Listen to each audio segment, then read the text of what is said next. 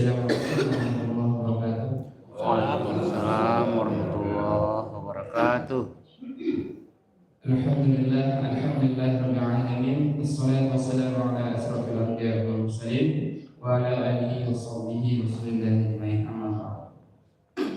Pertama-tama marilah kita panjatkan puji syukur kepada Allah Subhanahu wa taala yang mana pada kesempatan kali ini kita telah diberikan berbagai macam nikmat, yaitu nikmat kesehatan, nikmat kesempatan, dan tidak kalah penting lagi adalah nikmat iman. Karena dengan nikmat iman inilah kita terhadapkan Allah ke surga Allah. Amin ya rabbal alamin. Dan selawat serta salam terpujilah terhadiahkan bagi nikmat kita Habibana wa nabiyana Muhammad sallallahu alaihi wasallam.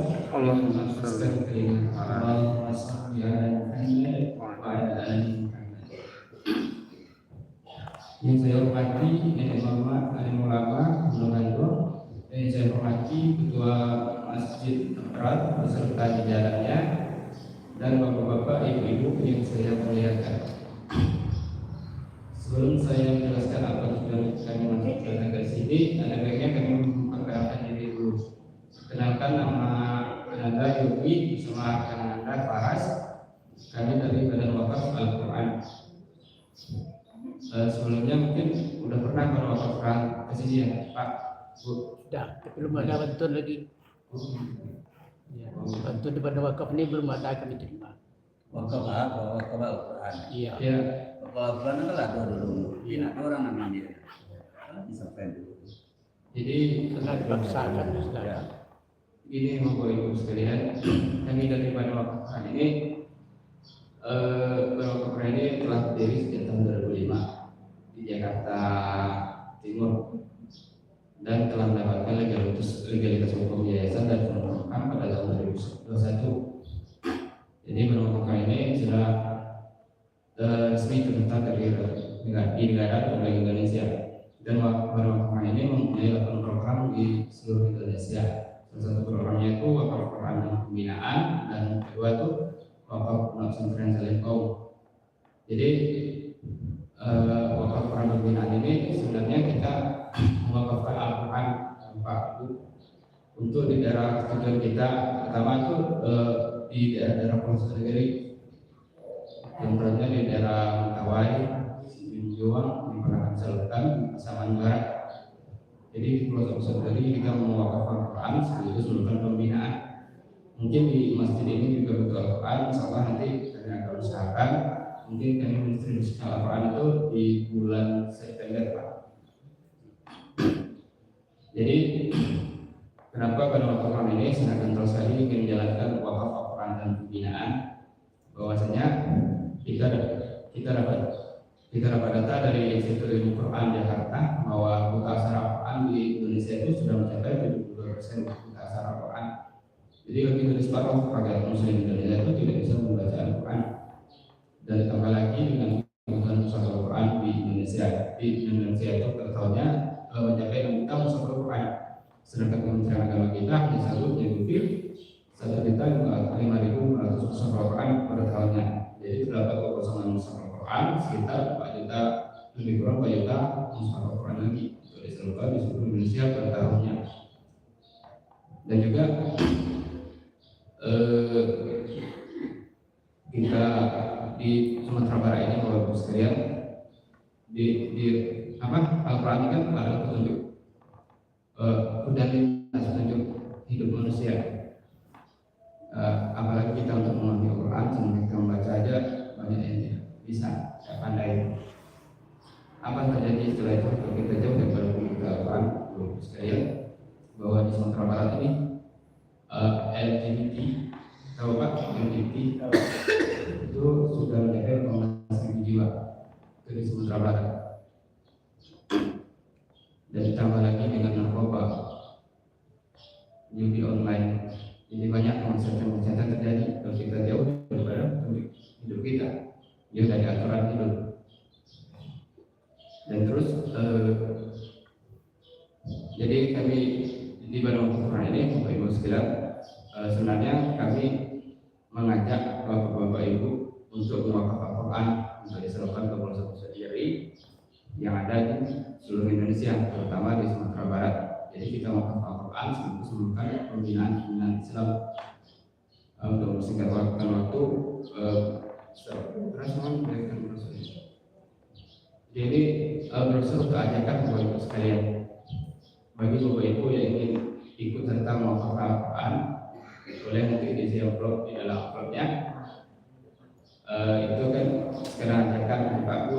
Nanti kalau ada niat, ya alhamdulillah. Kalau tidak, kalau enggak apa kan, ya tidak salah juga Bapak Ibu sekalian. Itu seikhlasnya aja. Jadi kemungkinan kalau ada di masjid kita yang butuh Al-Quran, insyaallah di bulan September kami akan menjual Al-Quran. Nanti kami usahakan untuk menyediakan Al-Quran untuk masjid. Kenapa kami menjual Al-Quran ini? Tujuan kami adalah di Pulau Sendiri untuk mewakaf Al-Quran, melakukan pembinaan. Karena sebagaimana kita tahu, Pulau itu ada sebagian Pulau itu agak kekurangan dai-dai untuk mengajarkan Al-Quran. Kalau di kota kan banyak TPA, TPQ, ada WhatsApp itu di Pulau Sendiri kan agak kurang. Apalagi di daerah Mentawai Bapak Ibu sekalian. Kita dapat data dari BPS pada tahun 2019 di sana itu ada 114 masjid. 2 tahun selanjutnya tinggal 81 masjid lagi. Dan musolanya ada 43 musola. 2 tahun selanjutnya tinggal 21 musola lagi. Jadi apa yang berkembang dari sana Bapak Ibu sekalian? Itu gereja Katolik. Tahun 2019 ada 8 gereja, 2 tahun selanjutnya menjadi 104 gereja. Jadi itu sangat disayangkan Bapak Ibu sekalian. Jadi itulah tujuan Al-Quran, menyalurkan Al-Quran dan sekaligus menunjukkan pembinaan Islam. Jadi Ibu yang mau berwakaf boleh isi amplop, ataupun belum sempat sekarang boleh 2 atau 3 hari lagi, ataupun Bapak Ibu ingin mau beli rekening, di amplop itu juga ada nomor rekening, boleh Ibu mengirimkan beli nomor rekening. Dan harapan kami nanti bukti transfernya dikirim di belakang melalui ke nomor HP yang belakang brosur. Sebagaimana Rasulullah SAW bersabda sebelum Rasulullah yang lalu, "Idza mata mu'ayyad iqta'ama dalam salasi." Apabila meninggal 7 Adam, maka terputuslah segala perbuatannya. Demi 3. Salah satunya adalah sedekah jariyah. Menurut jumhur ulama, salah satu sedekah jariyah tersebut adalah mushaf al-Qur'an, yaitu mewakafkan mushaf Al-Qur'an. Jadi mungkin itu aja yang dapat Anda sampaikan Bapak Ibu sekalian. Mohon maaf kalau ada kata-kata yang salah. Wabillahi taufiq wal hidayah. Assalamualaikum warahmatullahi wabarakatuh. Waalaikumsalam warahmatullahi wabarakatuh.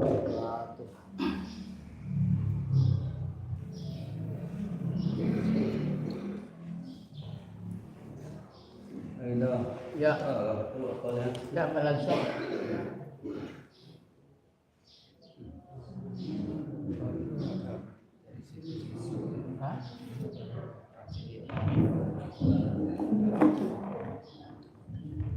Bismillahirrahmanirrahim. Assalamualaikum warahmatullahi wabarakatuh. Waalaikumsalam warahmatullahi wabarakatuh. Alhamdulillahirabbil alamin wa bihi nasta'inu ala umuri dunya waddin. Asyhadu an la ilaha illallah wahdahu la syarika lah wa asyhadu anna Muhammadan abduhu wa rasuluh sallallahu alaihi wasallam. La nabiyya wa rasulullah ba'da amma. Thumma qala Allah ta'ala fi al-Qur'anil Karim, a'udzu billahi minasy syaithanir rajim. Bismillahirrahmanirrahim. Wa qala Ibrahim rabbi arini kaifa tuhyil mauta. Qala wa lam tu'min. Qala bala walakin yatma'innu qalbi. Qala fakhudh arba'atan min at-tayr fasurhunna ilaik thumma ja'ala ala kulli jabalin minhunna juz'an thumma da'ahunna ya'tiyanaka sa'yan wa'lam anna Allaha 'azizun hakim. Surah Al-Baqarah surat yang kedua ayat 260. Syukur kita kepada Allah, alhamdulillah masih memberikan kita hidayah. Alhamdulillah kita masih diberikan Allah kekuatan untuk bisa hadir ke masjid dengan menunaikan ibadah subuh berjamaah dan juga hadir di kajian subuh mubarakah yang insyaallah selalu diberkahi Allah dan selalu didoakan para malaikat. Salam dan salam kita doakan kepada Allah supaya selalu dilimpahkan wajib kita Habibullah Muhammad sallallahu alaihi wasallam. Allahumma shalli ala sayyidina Muhammad wa ala ali sayyidina Muhammad. Bapak sidang jemaah pada subuh rahimakumullah. Alhamdulillah pagi ini kita petik satu ayat dalam surah Al-Baqarah surat yang kedua di ayat 260. Di situ dijelaskan oleh Allah tentang Nabi Ibrahim bertanya kepada Allah bagaimana cara Allah menghidupkan sesuatu yang sudah Allah matikan. Kaifatuhil mauta, kata Nabi Ibrahim. Kemudian dijawab oleh Allah, afala tu'min, apakah kau masih tidak percaya dengan kebesaran waktu bisa melakukan semua itu? Dijawab lagi oleh Nabi Ibrahim, benar ya Allah, dan saya sangat percaya. Tapi ini hanya untuk meyakinkan atau menenangkan hati saya tentang itu. Maka kata Allah, supaya hatimu tenang, ambillah 4 ekor burung, kemudian engkau sembelih, kemudian cincang, kata Allah. Setelah kau cincang, gabungkan dagingnya, kemudian kau bagi 4 dan letakkan di 4 sisi bukit. Kemudian setelah itu kau panggil, maka dia akan menyatu kembali daging-dagingnya dan bulu-bulunya, dan dia akan terbang kembali kepada. Ini ayat menceritakan tentang simulasi hari berbangkit. Bagaimana Allah menghidupkan kembali orang-orang yang telah Allah wafatkan atau Allah matikan. Meskipun daging dan tulang belulangnya hancur sehancur-hancurnya di dalam tanah, tapi Allah dengan mudahnya akan menghidupkan kembali orang yang telah mati itu dan mengutuhkan semua jasadnya kembali seperti semula. Ini Allah gambarkan dalam surah Al-Baqarah ayat 260. Jadi ambil 4 ekor burung. Tapi sebenarnya ini ada satu makna yang terkandung di situ yang disebut dengan tadabburul Quran. Mentadabburi makna dari Al-Quran. Ada pesan tersirat yang Allah jelaskan di ayat 260 surah Al-Baqarah. Jadi tadabbur itu berasal dari kata dabaro. Dabaro itu muncul istilah bahasa dubur. Dubur itu artinya di belakang. Jadi tadabbur Quran itu memahami Al-Quran dari belakang.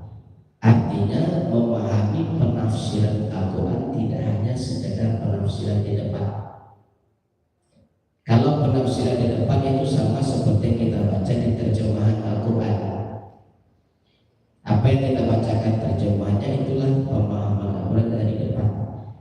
Tapi dari sisi belakang pemahaman Al-Quran itu adalah mengambil hikmah dan pesan terselubung di balik ayat yang Allah turunkan. Jadi di ayat ini kata Allah, apabila engkau ingin tenang hatimu Ibrahim, karena Nabi Ibrahim kata lihat ma'inna qalbi, ini hanya untuk menenangkan hati saja.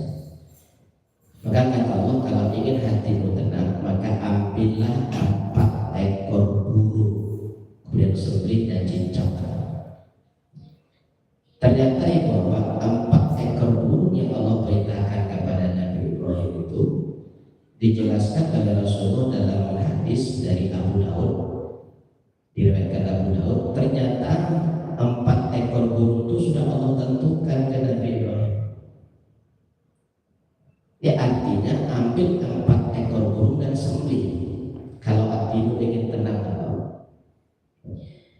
Mana yang 4 ekor burung itu Ibu? Pertama kata Rasulullah burung elang. Yang kedua burung merpati. Yang ketiga burung merak. Dan yang keempat ayam jantan. Jadi ambil 4 ekor burung sembelih. Dan 4 ekor burung itu ditentukan oleh Allah. Elang, merpati, merak, ayam jantan. Kenapa Allah suruh Nabi Ibrahim menyembelih 4 ekor burung ini? Artinya pesan Allah kepada Nabi Ibrahim, kalau ingin hatimu tenang Ibrahim, maka buanglah sifat yang ada di dirimu seperti sifat 4 ekor burung ini. Kalau sampai sifat awak menyerupai 4 ekor burung ini, maka buanglah sembelih burungnya. Sembelih di sini maknanya bunuh, artinya buang dari diri kita kalau masih ada sifat kita yang menyerupai 4 ekor burung ini. Atau ada kita yang memiliki teman atau sahabat yang sifatnya sama dengan salah satu sifat dari 4 ekor burung ini. Apa sifatnya? Pertama burung elang. Apa sifat elangnya? Sifat elang apa itu? Kalau tahu kita dulu anak kan pencilo, cilo ayam, menyembah alam menyembah. Kalau lalu alam buta karena ayam akan kawin. Awak pun dulu punya ayam punya itik selama buta alam dan tiap rumah itu berlari ayam berlari sampai nak. Itu ayam lakukan cilo ayam kan itu. Jadi kenapa Allah suruh sembelih 4 ekor burung? Salah satunya adalah burung elang. Karena alam kau memiliki sifat yang buruk. Suko mencilo, suko marako, suko memihak orang lain tanpa seizin atau tanpa hak jalan yang benar. Jadi kalau ada sifat alam di diri awak dan buang sifat itu kalau ingin hatimu tenang kejauh. Atau kok ada kawan orang yang masih mempunyai sifat seperti itu, buang. Artinya kok tak usah didakikan pandang orang yang dari itu. Kalau kawan kau menentukan siapa awak, kan itu dia bapak. Siapa kawan awak itu menentukan. Kalau kata Nabi sahabat itu adalah cerminan dari diri awak. Justru awak kawan akan berpengaruh anggapan orang ke diri awak. Agak orang kaya dulu kalau kawan jatuh tukang parfum, tahu harus minimal tes kali semprot parfum sampai jawab saya semprot 2 semprot harus dulu. Kalau kawan jatuh tukang las minimal bau nasok. Kawan jatuh tukang lauk dapat bau pun dapat. Itulah artinya.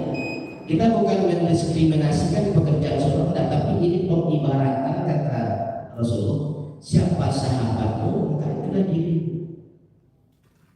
Jadi hati-hati waktu memilih kawan. Jadi kalau ada orang yang sifatnya sama dengan Allah, ya usah dipandang. Karena waktu itu di satu orang sama. Jadi makanya kata Allah, kalau ingin tenang hati Ibrahim, sembelih sifat Allah. Yang kedua itu apa? Sifat merpati. Itu berarti merpati. Merpati itu kalau diserahkan makanan tidak kewat, dia datang tuh bakal rumah ya. Datang kau, bahkan di tapak tangan awak kau letak makanan aku yang di tangan awak untuk makan makanan dari tapak.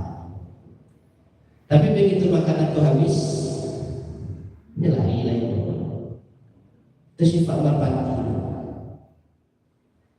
Artinya merpati itu bersifat obor tunis. Marah sono kamau tuangan bagi dirinya, dia nak bakal jawab. Tapi kalau nak kamau tuangan, asuri di artinya nyoba kawan jawab bukan apa adanya, tapi nyoba kawan jawab karena ada apanya, atau sesuatu yang kan harapkan dari bapak itu sudah nyoba kawan jawab. Kalau tidak aku namu bakawan ini royal, ini kalau jo makanan ko royal, jo piti ko royal, makanya. Tapi begitu sudah royal,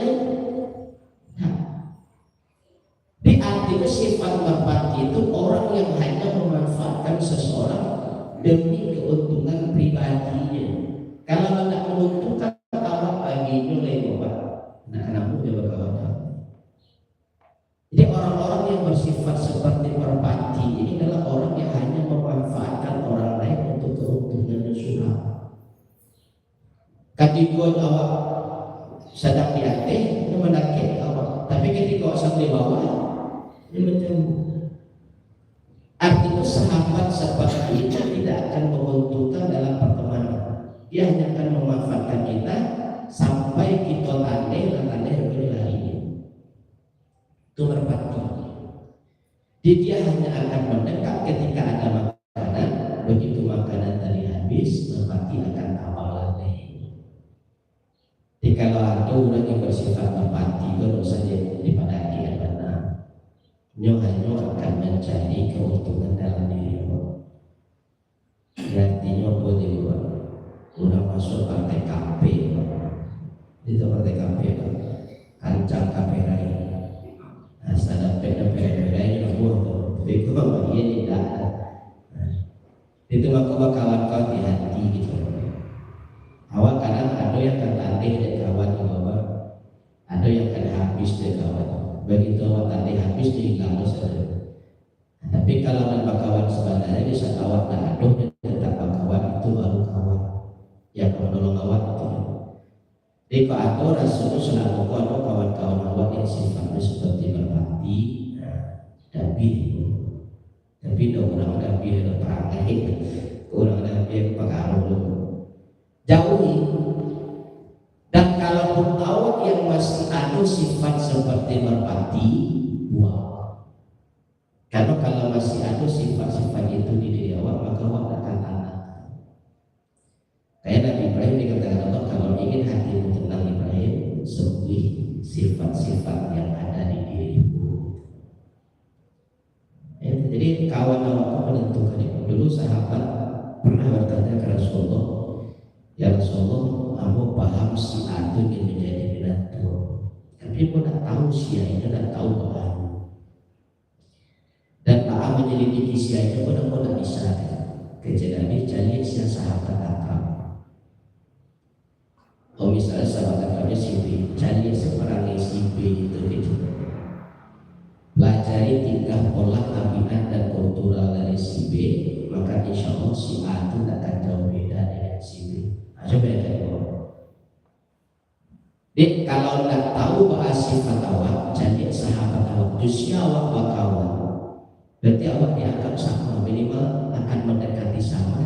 Kecuali ini sama yang wali. Jadi kalau awak akan memperangai seperti itu, tapi awak kawan akrab dengan orang itu pasti awak dianggap akan sama. Kawan orang pemabuk, walaupun awak akan mabuk, pasti kedengarannya jadi mulai itu pemabuk, atau kawan siapa mabuk saja. Bakawan orang pajudi kayaknya, jadi mulai merasa tak buat itu pajudi. Mana tu kawan pajudi saja. Walaupun orang satu pajudi minimal kalau dulu orang kawan buka uang 10 minggu itu minimal supaya tahu aku. Kalau dapat itu dia tanggung beres itu supaya tahu aku. Kawan ulang tahun ini 10 minggu. Jadi kalau kawan apa-apa awak dia tak apa-apa. Kalau kawan apa judi awak dia tak pajudi kenapa? Karena siapa ditentukan dengan siapa kawan-kawan. Maka kata Rasulullah, teman itu adalah cerminan dari pribadi. Makanya hati-hati memilih kawan itu. Yang ketiga ibu bapak yang sudah pilih Allah itu burung merak. Itu perangai burung merak. Burung merah itu kalau lu sampai dia tak nangis saja. Tapi kalau larami orang baca dia, pokoknya kambangan ikutnya goyang-goyang itu mereka lego berjalan. Kambangan ikut dengan rancang. Nah, itu kalau nggak lego orang itu marah. Artinya apa itu Pak? Suku pamer, suku dipuji, suku disanjung, itu tuh burung merah. Kalau tak ada orang macam itu tidak ada kampangan itu gitu. Dipuji situ jadi balalan semakan kacai makan itu burung merah.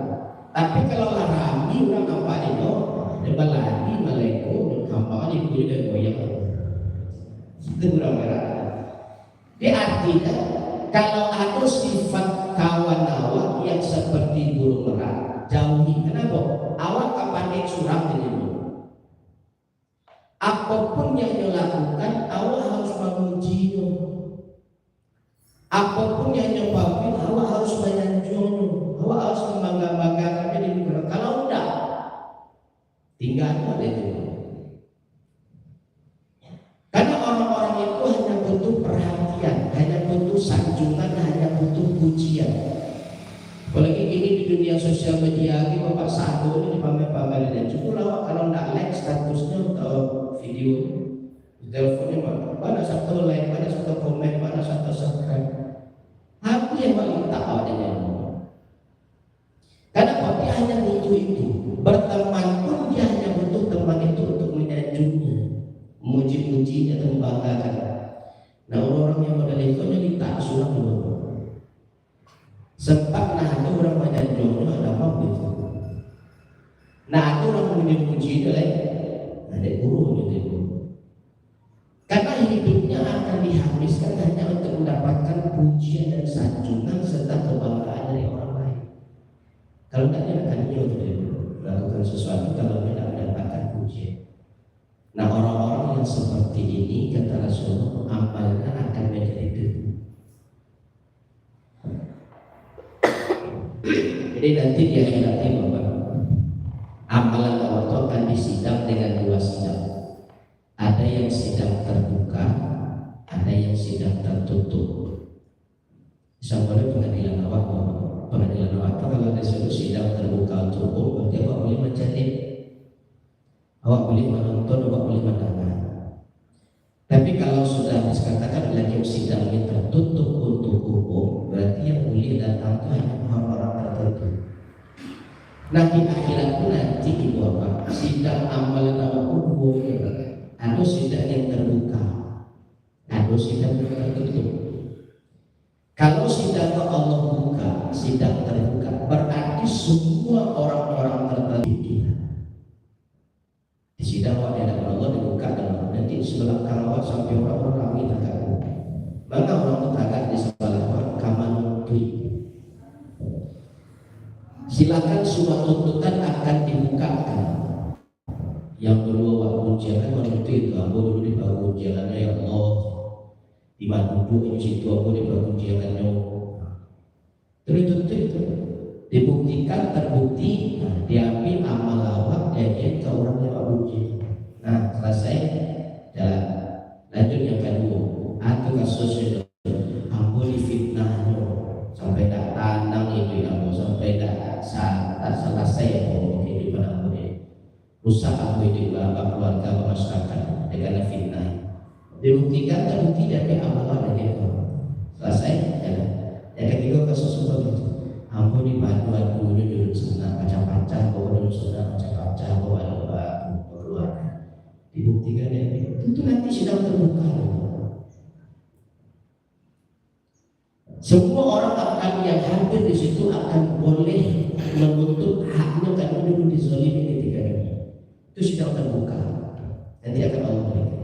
Yang kedua sidang tertutup. Nah itu awak Allah Subhanahu wa taala. Nanti di sidang tertutup itu Allah cari wahai hamba-Ku kata Allah cari di sebelah kiri kau hamba. Semua amalan yang Allah ada sholat, ada puasa, ada zakat, ada sedekah, ada haji, ada umroh dan sebagainya. Banyak. Sebelah kanan saja. Apa yang pahala semua pahala dari yang ibadah amalan tadi di sebelah kanan nampak pahala, gada banyak. Pertanyaan, ya Allah, apakah semua itu amalan saya? Ya, itu amalan ambillah. Boleh sampai sekarang ambillah kata. Begitu dia mendaki Bapak, begitu kaki itu amalan banyak tadi, langsung berubah jadi abu. Saya abu. Awak yang tak minta kaji malah kau jadi abu ya Allah. Itu kan amalan saya kan semua jadi gitu. Kecuali engkau melakukan semua itu kan hanya mendapatkan pujian. Hanya ingin dipuji orang, dan engkau sudah mendapatkan pujian itu di dunia, maka tidak ada lagi hakmu untuk mendapatkan pahala di akhirat. Dan semua itu engkau lakukan hanya untuk mendapatkan kebanggaan di mata orang, dan engkau sudah mendapatkan kebanggaan itu di mata orang. Tidak ada lagi hakmu untuk mendapatkan pahala. Iya Rasulullah. Jadi apapun yang saya lakukan tidak ada efeknya, tidak boleh gitu. Karena niatmu hanya untuk kebanggaan, kau sudah mendapatkan kebanggaan itu. Niatmu melakukan itu hanya untuk mendapatkan pujian, dan kau sudah mendapatkan pujian itu. Tidak boleh gitu. Anak memiliki bombay di situ gitu. Pahala banyak, ibadah banyak, tapi tidak bisa pakai cek, tidak bisa pakai cek. Kenapa? Karena Allah di dunia hanya mendapatkan kebanggaan. Makanya hati-hati bahwa jebakan iblis itu luar biasa. Antara ikhlas dan bangga tipis. Dia harus waspadai dari iblis itu. Antara ikhlas dan bangga tipis banget. Kalau sifat iblis kalau akan namun dilarang disuruh dilarang, tapi orang dijebak di situ. Contoh model itu, kapai sholat subuh tadi, agak iblis, bu, pak, awak lah gaya-gaya, kau pinggang lah sakit, lutut lah sakit, buku lah pandai, sakit badan lah sakit-sakit. Kau salah kalau sakit lah ije, rumah silakan, tapi larangan sholat di rumah, dia itu cuma pahala seketiknya dari banyak jemaah. Yo, gaya-gaya, kau jatuh di dalam jatuh keadaan, subuh kurang langkah, kalah, rumah salah gitu. Awak dan tikanya makanya pokok masjid, nak kecil, kali dia baru sih, apa yang cepet je. Kau perlu dulu juga masjid, cepet sampai. Baru awak macam berkali surau itu dari masjid. Baik dulu cepet, kalau baik paling tamu juga masjid. Jadi awak ni kalau nak tahu dia ada suruh juga. Ani datang paling pertama, awak nak boleh gurus. Saya boleh subuh, tanah kasih subuh lagi. Jadi kalau satu hari model itu nampak orang, hati-hati kalau tukang tongek itu dimunculkan di iblis. Ada kalau dia itu, oh aku salut jawab, aku salut jadi betul. Asal subuh pada pertama tapi datang ke masjid. Waktu itu kalau ada, oh aku kalau subuh jadi tanya, ada yang bisa. Bahkan timbul rasa bangga. Itu jebakan iblis. Antara ikhlas kebanggaan tipis banget. Awalnya ikhlas kita pada tahu kakak kakak sudah baca Quran Ustaz. Kalau perlu awak bahasa kakak sudah. Tukang tahu ini timbul di setan. Dipuji awak. Timbul muncul kebanggaan diri awak. Bisa. Satu iblis. Hati-hati jebakan iblis antara ikhlas dengan bangga tipis. Ini tuh makanya bahwa di Makkah itu tidak salahnya Imam Masjidil Haram itu mengambil jamaah Indonesia itu jamaah selfie. Kalau mangas di Makkah itu di Madinah itu selalu haji atau umroh, bahas selfie tidak pernah tinggal. Itu makanya pahala diragukan orang Indonesia kan orang PHJ itu kalau PHJ tapi bangga-bangga.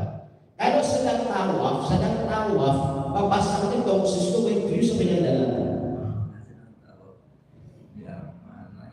Kok kabar foto-foto, kabar video-video kan videoan lain bapak. Tapi jadikan status. Kok disimpan situ kebanggaan karena cucu orang wah, kakek Rayulo, kakek PHJ, nenek PHJ. Orang PTN PHJ itu kalau dia lebih tinggi sudah kerajo, capek menampung untuk umroh. Kenapa ini nunggu lama puluhan tahun? Orang kakek kalau gaya kalau bayar sakit ada dulu kada pejata ayo haji. Bisa jadi motivasi. Tapi kadang-kadang awak tu bangga.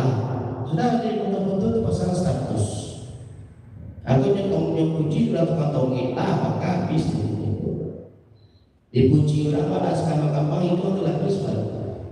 Kadang-kadang ada orang dari kesifatnya. Ini apa yang bro yang kali kali atau yang kape kali? Mano sudah ngecek di bayi sini. Nanti gue di bibir betul. Hanya tulis terus. OTW kata suci. Termasuk status satu orang macam dia. Nah, ini tanya udah kadang kantong ini kan.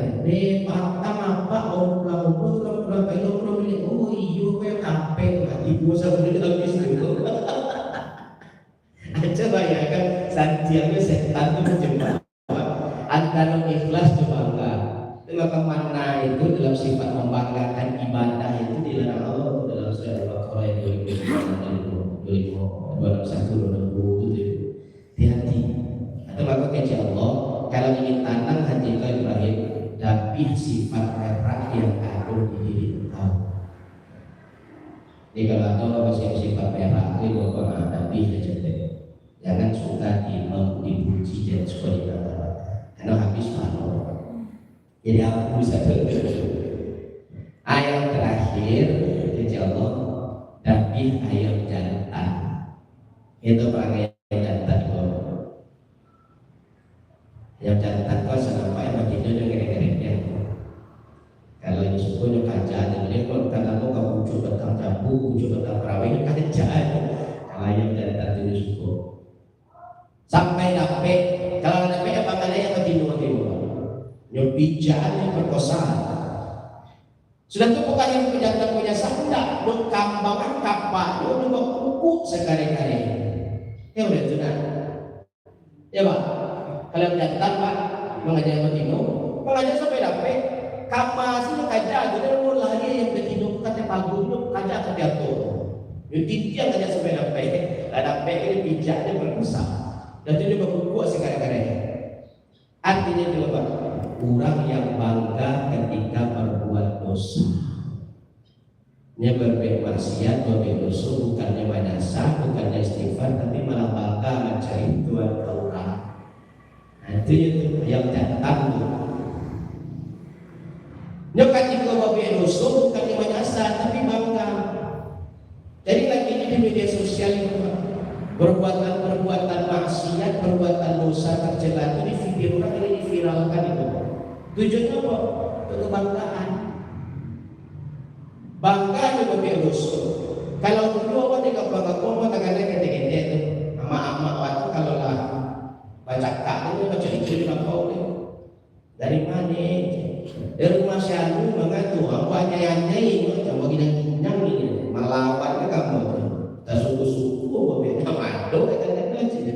Abang tak ada cerita dosa di lapor. Batas juga sampai segitu orang tua dulu. Tapi kalau kini orang di media sosial seolah-olah perbuatan dosa itu tidak menjadi aib. Mungkin dia nak apa di sekolah-sekolah itu membuli itu di video ditampilkan ke media sosial. Perlakuan-perlakuan yang tak baik itu divideokan dan ditampilkan. Apa gunanya? Maka kata lagi, salah satu ciri-ciri orang yang nanti sifat awak yang akan mendekati akhir zaman itu adalah orang tidak malu lagi berbuat dosa, malah bangga ketika berbuat dosa. Nah, itu ciri-ciri akhir zaman itu. Nah, itulah masuk dalam ini.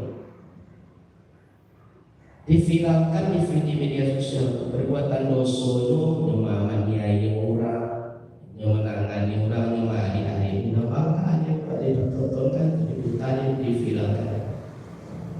Kalau orang kayak itu kan bangganya sekarang sampai di lapau itu di lapau ada di sini itu kalau itu sedunia orang nonton itu sifatnya yang jantan bangga untuk berdosa itu bukannya menyesal bukannya tolak bangga. Telah kawan disarankan Nabi setiap akan tidur itu kata Rasulullah, maafkan semua orang yang bersalah. Kemudian saling memaafkan. Kemudian perbanyak istighfar. Karena ada sunnahnya itu kalau itu sudah bau itu baca Al-Ikhlas 3 kali supaya wakata Quran kalau Sudah tu istighfar 3 kali, sudah kelawak manikah dan yang ampuni oleh Allah Rasul sallallahu. Sudah tu baca selawat Nabi 3 kali supaya nanti kalau manikah di akhirat disafaati dengan Nabi. Kemudian baca tawaf 3 kali kalau supaya dapat pahala haji dan umroh kalau. Kan itu nasihat Nabi SAW. Jangan engkau tidur sebelum melakukan padahal, jangan engkau tidur sebelum kata Quran, baca Al-Ikhlas 3 kali. Jangan engkau tidur sebelum beristighfar, baca istighfar 3 kali kalau. Jangan engkau tidur sebelum berselawat kepadaku, baca selawat Nabi 3 kali kalau. Jangan engkau tidur sebelum haji dan umroh, baca tawaf, baca tawaf itu. Subhanallah, walhamdulillah, wala ilaha illallah, wallahu akbar. Baca itu 3 kali. Karena sama pahalanya bapak haji dan umroh. Tapi awalnya kalau misalnya kita dulu, kata Rasulullah siapapun yang tidur dalam keadaan duduk, dia didoakan dan dimintakan ampun oleh malaikat sampai kepada aku lagi besok.